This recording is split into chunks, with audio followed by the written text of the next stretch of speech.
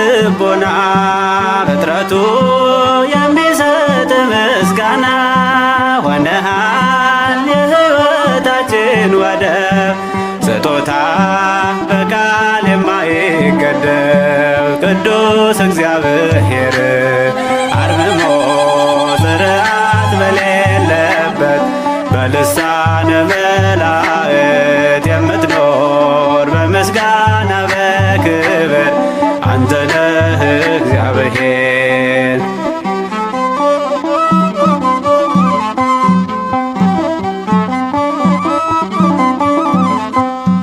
ገናና ስምህም የተፈራ